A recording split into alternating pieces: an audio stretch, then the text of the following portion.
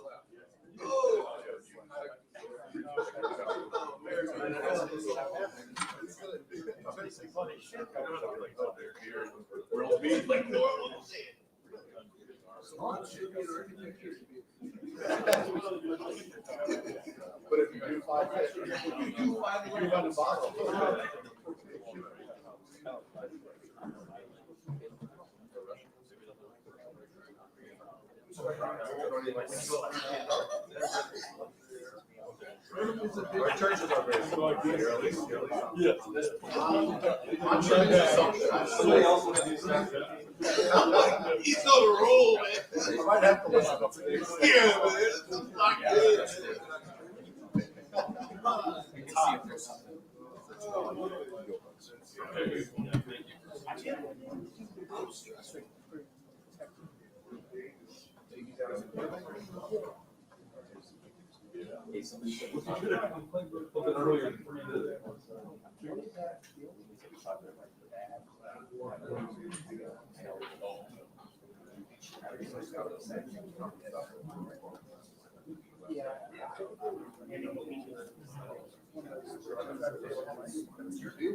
Yeah.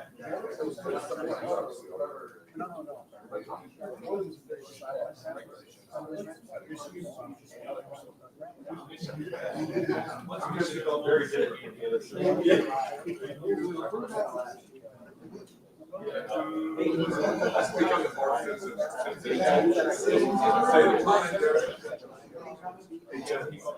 Tim May. Saturday going to West Lafayette. Probably Casino. I got plans. I got all kinds of plans. Blackjack. I still don't know about the That's what I want somebody to explain. The whole thing is. I'm gonna go in there with my laptop. And so.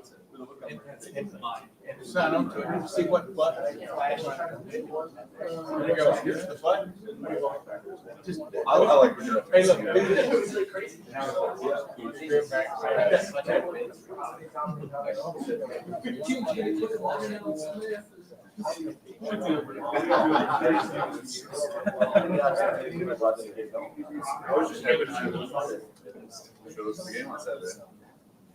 I guess you could have gotten probably got to get that.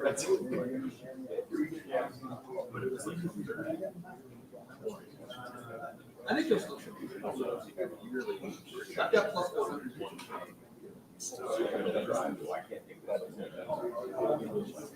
I think they're going to go to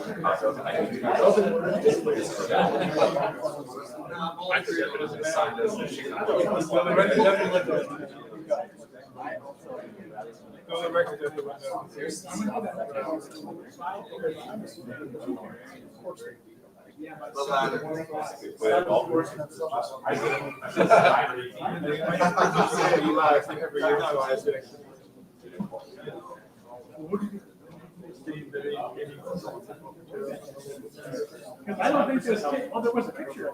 No one's ever done that. You want to see that?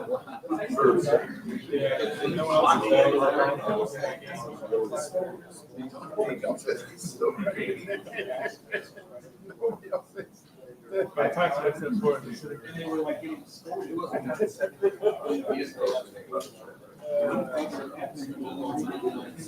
Free pass. Oh, no, he didn't. AG just said it. I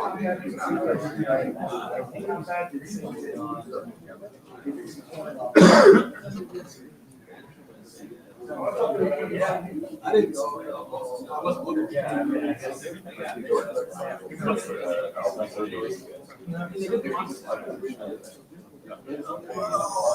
don't think so. He's on crew. Like actually, your question was pretty much okay. You know. They have nothing on. And they're like on Apple TV. You don't even like get a chance to see him play.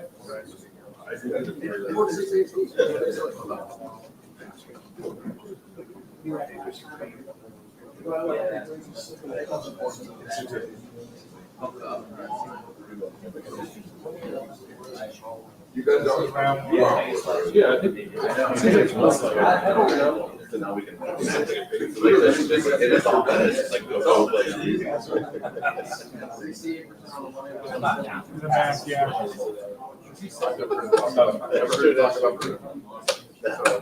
We don't.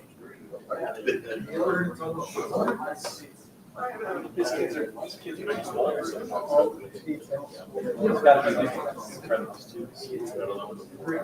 Yeah. Did he just miss out? Big time.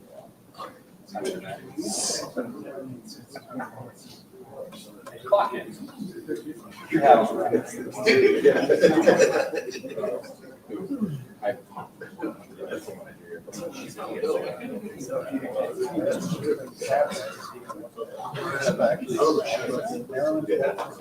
Like every second.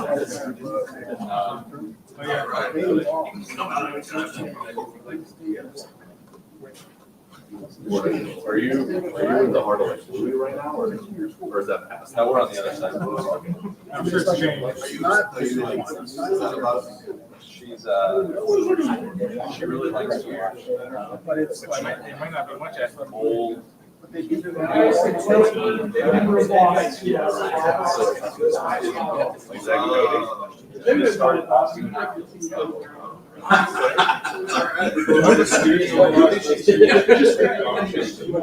Started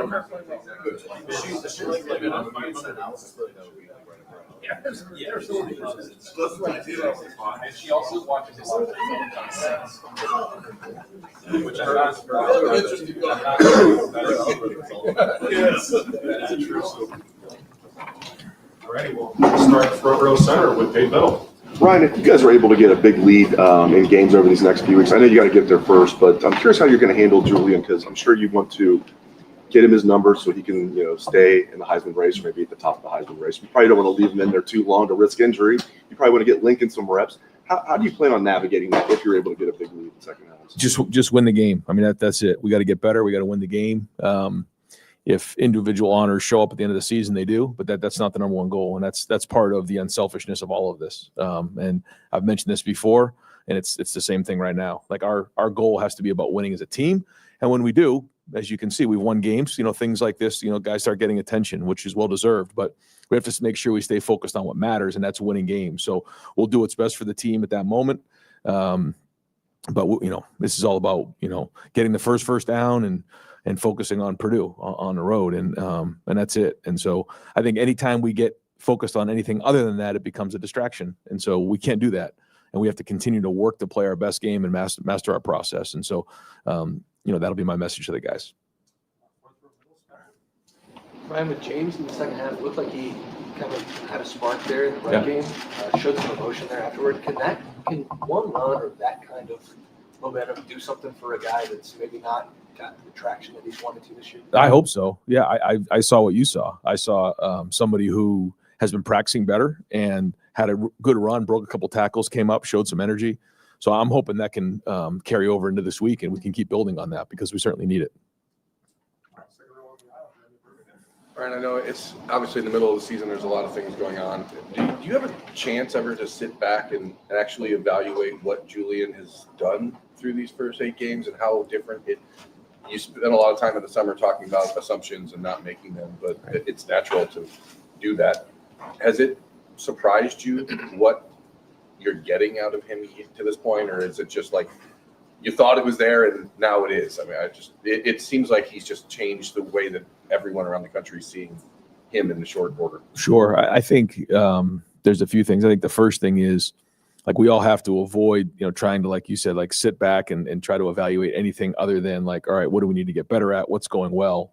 Now, that being said, I think the first thing is, he's got a bunch of guys around him that, he needs to make routine plays routinely, and then he needs to obviously play well situationally. He's done that up to this point, and he's made some tremendous throws and made good decisions and taken care of the football. So he's put himself in a situation to allow us to reach our goals if he continues to play the way he's playing and then continue to improve, because as we know, the challenges are going to keep getting bigger and bigger. But I think it's clear to see that, he is now playing at a level that we feel like we can reach our goals with. And so that's obviously exciting for everybody and builds confidence around the entire offense. But to say, what have we accomplished? We haven't accomplished anything. We just, we're in the middle of the season and got a lot of football ahead of us. Where's the growth for him from here? Like, what you talk about, everybody needs to improve. What is he? Well, it just can't be a play or two or, a half a season. It's got to be consistent, and so you look at, quarterbacks in college, you look at quarterbacks in the NFL, they can have a good game, a good half a season, a good season, but can they continually do it over time as teams start to look at, your strengths, your weaknesses, and all those types of things. And then, obviously play big in big moments. So he's just getting started, which is very exciting for all of us, as you know. I mean, if you're an offensive player right now, I mean, to know that Julian's back there with the ball coming out of his hands quickly and the confidence and decision-making, like it's obviously exciting to be around that, not only, for right now, but into the future. And, he's handled that well and produced at a high level up to this point, but he knows, again, this is about accomplishing goals as a team, and he would tell you the same thing. Ryan, Luke and Tegra both left the game on the final drive. It looked like Josh Padilla left the game early too. Just what's the status of those guys so far this week? I won't specifically mention, all three of them, but I do think, at least two of the three, they'll be practicing today. One of them, you'll have to see as the week goes on how they do, but we should be at full steam ahead. Coach, you've talked about how you feel the season starts in November. The first playoff ranking comes out tonight.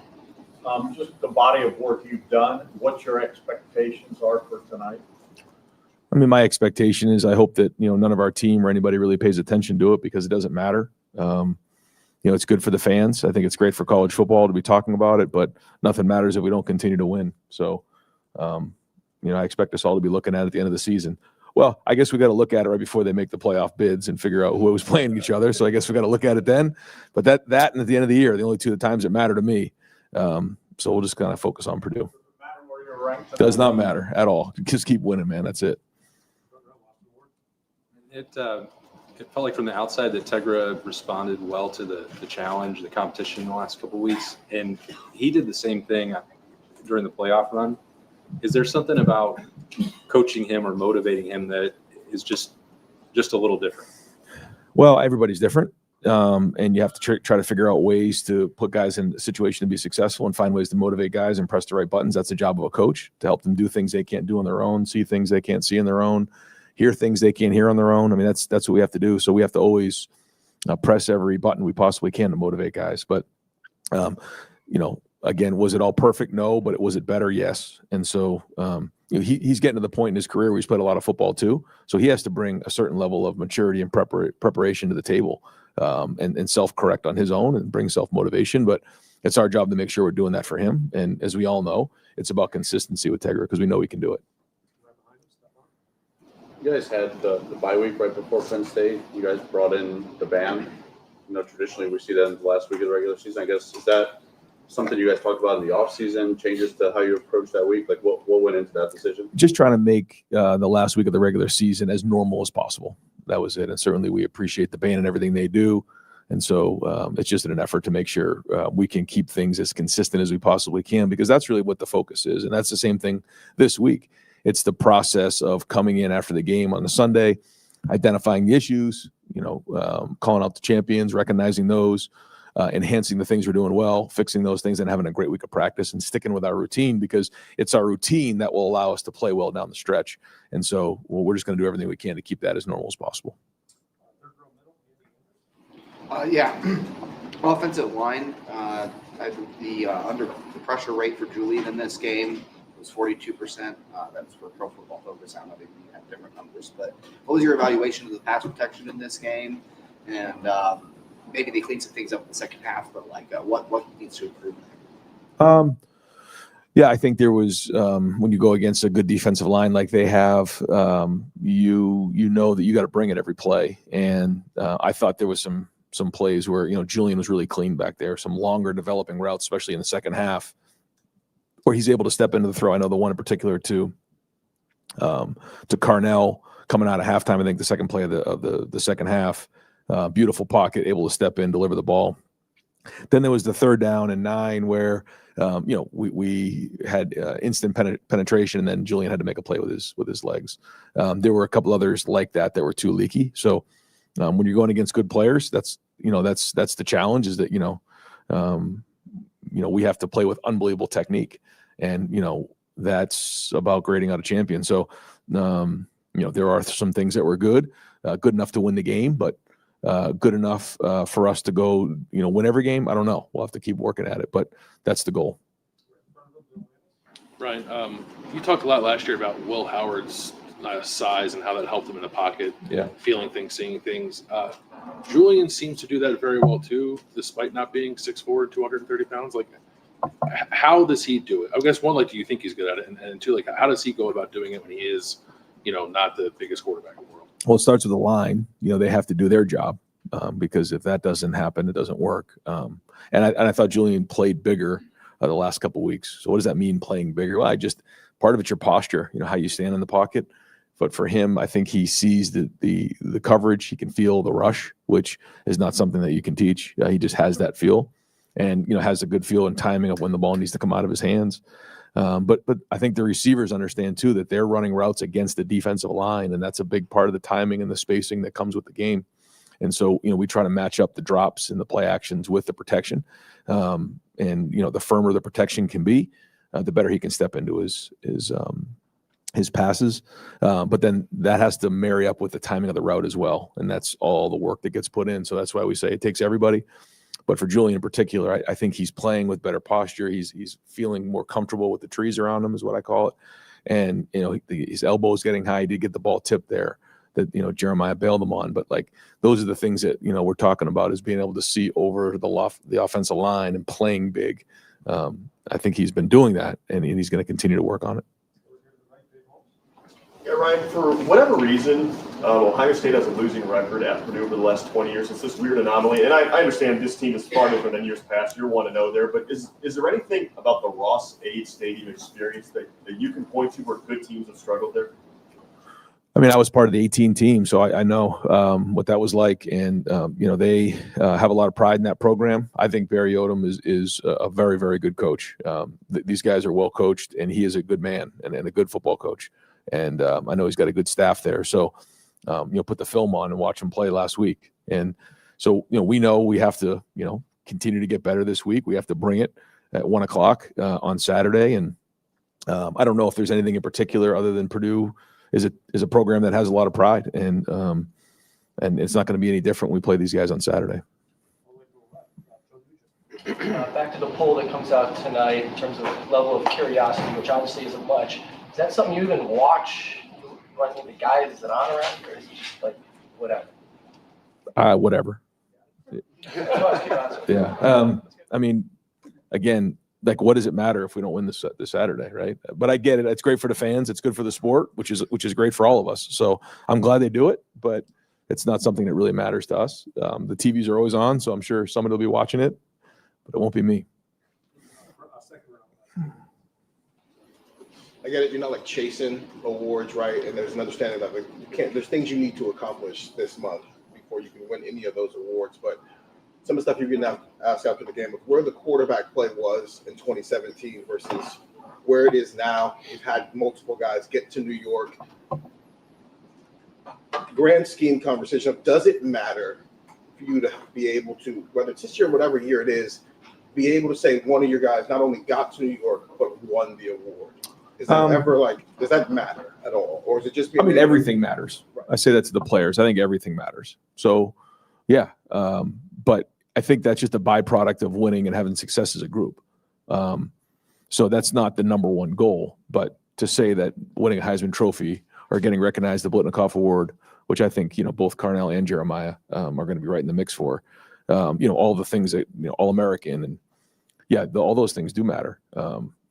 But on the priority list of things, no, they're not very high. It's more about winning as a team. And when you win as a team, those things come. So just all things that, as we said before, cannot be distractions for us. We got to stay focused on what matters. Throughout your time as coach, you have not really lost games where teams have come in and tried to pull an upset. It's something that you see all across college football, but this program hasn't really dealt with that. How do you continue week in and week out to face these games where you're so heavy favorites and get up for them every week? Well, we got to keep the process. I know you probably get tired of hearing me say that, like I'm sure some of the guys in a program do, but I keep saying to them, don't get tired of me saying that, because that's really what matters. And I think I've said it before, in today's day and age, it's like, all right, what's new about this week? What's different about this week? We can try to find ways to make it a little bit fresh, but at the end of the day, we have to be okay with doing the same mundane, boring things over and over again. Chopping wood and carrying water. That's the book we read this summer. It's the same way. We're chopping wood every single day. We're carrying water every day. And that has to do with our routine. And the minute we try to tempt fate, we're going to get it. And we can't do that. We have to continue to fight. And so, we try to find different ways to talk about that. And, it's the little things that'll get you in the end. There was a reflection recently about, David versus Goliath and what was the thing that got Goliath? It was the stone. It was a little thing. The Goliath didn't wake up that day and think the stone was going to get him. It was.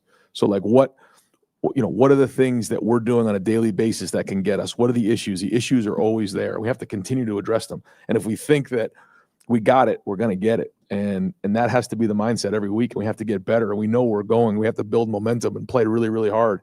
And then sustain over and over again and be disciplined enough to do the same thing over and over again and continue to figure out ways to get better.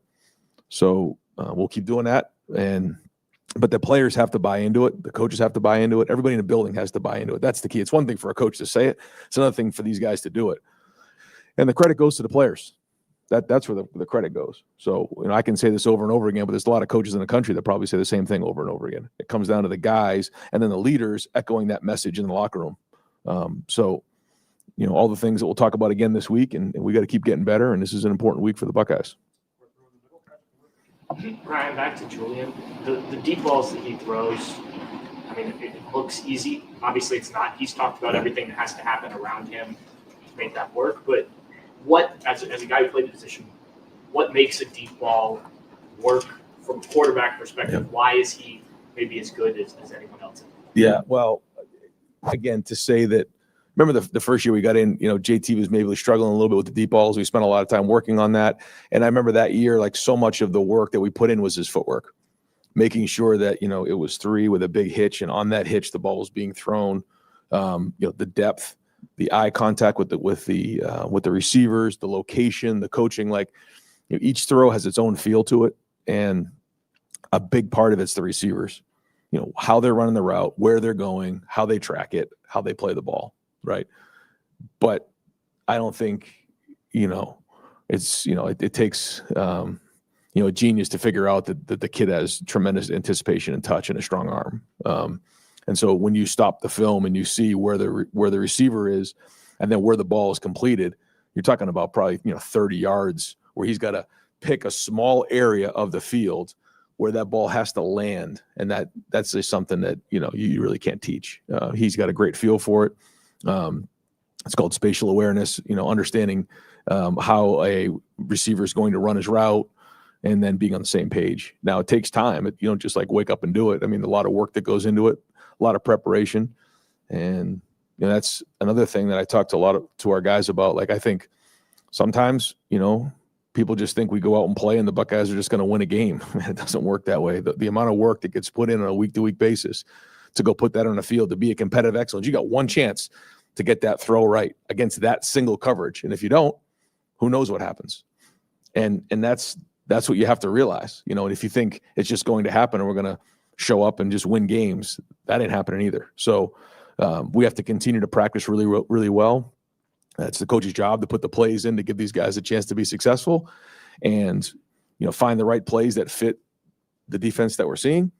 And then we go play from there and continue to stay focused. So long-winded answer, but hopefully, that gives you a little bit of an idea of what goes into just some of this stuff. But at the end of the day, he has a tremendous innate talent to throw a deep ball. I guess along with that, Bill Landis earlier in the week pointed out on Twitter that you could be heard yelling, "Got him," on one of those deep shots. How often are you yelling that? How often are you right? How often are you wrong? And just how early can you see it? And then when your quarterback sees it at the same time, how good does that feel?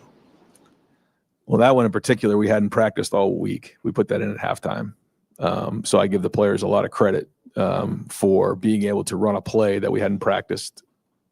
I mean, that play in that formation probably ever, but we felt like based on what we were seeing that we were going to do it. It was a concept that we work in preseason, we work in the spring, and we felt like there was a look that we were getting that we felt we could take advantage of, and so we decided to put that in at halftime and called it the second play of the second half. And when we got kind of what we wanted pre-snap, we knew what was going on. And so, yeah, it was you can drop a million plays, but they have to go put it on the field. And Carnell ran a tremendous route, stuck him, and you could see the angle, and job well done. But yeah, I mean, that is the fun part of coaching, when you kind of put something together and it goes exactly the way you thought it would go. Really, the first down play was the same way. We caught man coverage. I thought the tight ends did a nice job of going out in the 9, inserting in, selling the run, and then that was a gain of 14 against the right look. Second play, we got the look we wanted, and we hit it, and that was just like one of those things where you get the right play. It doesn't always work that way. And so we talk a lot of times with the quarterback is when it's right, we got to make it. When it isn't, you got to make the quarterback or you got to make the coaches look right, because it doesn't always work that way. You got to manage the play. That one, it all worked out the right way, but you got to credit, Julian. Protection was great, and putting a play on the field that we hadn't practiced. You just drop something at the half. A few times a year, probably. Usually the things that we're running are plays that we practiced, hundreds of times during the week and walk through. But every once in a while, if you're seeing something, you have to adjust and be aggressive with it, and give Brian credit for calling it and the players for executing it. Ryan, in regards to moving the band up to the bye week, just logistical discussions like that, logistical decisions, how do they come about, and how much do you think logistical things like that through the course of a whole season can affect the football on Saturdays? Well, I think it's important. I think everything matters. And, we try to do everything we can to keep the routine. And, I talk regularly with Ross. I talk regularly with Quinn, and, we go through, and Mick Marotti certainly, has a huge hand in all of this. And we just, when it was last year, we were going through the playoffs for the first time. We're talking about how do those, 10 days leading up to a game, how should we manage this? And then after the season, we go through each week and figure out, we're opening up with Texas. What does that need to look like in August? What does the week of look like? And then the bye weeks, and you go through the season, and, we have a lot of give and take there. And we try to do what we can, and if it's working, we keep it going. If it isn't, we try to tweak it to make it better. And that's kind of year to year, and that's the same thing with that decision. What's the balance for a coach of trying to make every game, every week feel the same, stay to your routine, or acknowledging, leaning in at times to a big game, an important game, a rivalry game, that this is different? Well, if if we have too many things in a week that are different, then it gets you out of your routine. So we try to have certain things that don't change. And that's it, because, the opponent's going to change, the scheme's going to change, the location's going to change, the weather's going to, there's a lot of things that change on a week to week basis. There's injuries, there's, a lot of things.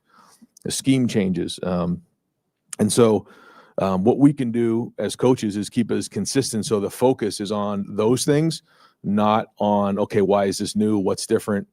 All the things that come with a week. And so that's really, what we try to do all the time. I think about the run we made last year. That's something that we tried to do and try to be as consistent as we can. Even with the Washington this year, we tried to make that as much like the playoff routine as possible for the guys that were here.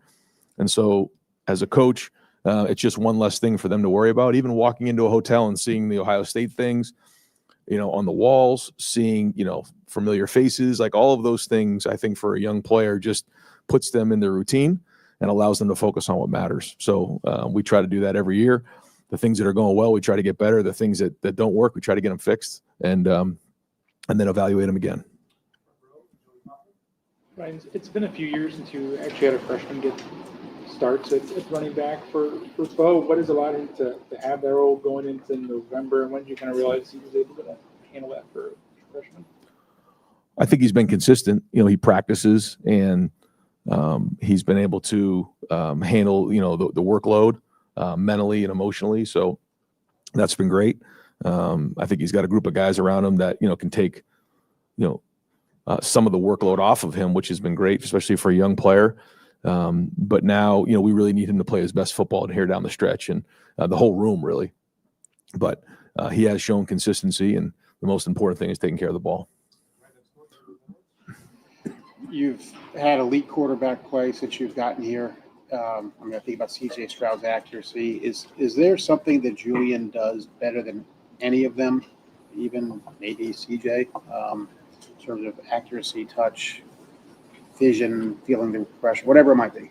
You're going to get me in trouble with CJ if you start making me do that. I know it's fine for you. No, I think it's hard to compare, quarterbacks like that. But when you see Julian, you see the decision making, and his mind works quick. The ball comes out quick, and the accuracy is on point. So, that's what these first, the first half of the season or whatever has been like for him. And, we'll see. We're still getting started on this, but I think it excites everybody when the ball doesn't touch the ground in practice and the ball just comes out on time, and like everyone just feels efficient in what they're doing. And he has to continue to put the work in with Billy in the classroom, so that when he comes out and there's run checks and there's protection checks, that he's on that and he's running the offense at a high level.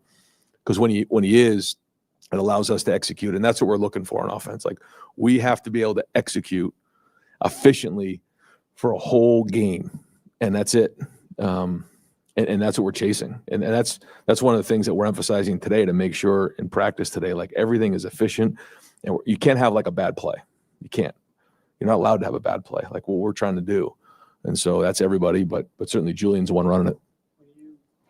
Admittedly, in the Texas game, you were very conservative with him, kind of had training wheels on. When was it that you saw, I can take those off? He can just go now?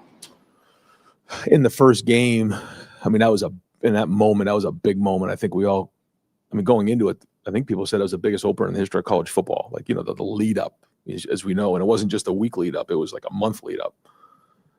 He wasn't fazed, made good decisions, threw that big touchdown pass to Carnell. And when he came off the field, to me, he was communicating what he saw well without that look in his eye, like, I don't know. And I said to myself, I think we may have something here. Now, he had to continue to do it and all those things, but he had shown glimpses in practice, good and bad. But, we obviously saw the ability. But then when you get put in that environment, you're never quite too sure how it's going to look. And that was a great start. Ryan, it appeared to me that Max had a little bit big blocking on Saturday. Max player. Yeah. Is that how it looked to you? And I guess how have you seen him grow in that area as he's gotten more comfortable with, you talked about the physicality of being here? Yeah, I think Max has a lot of talent. I think one of the best things for Max is being at Ohio State. He's been challenged every day, and because of that, he's becoming a better football player.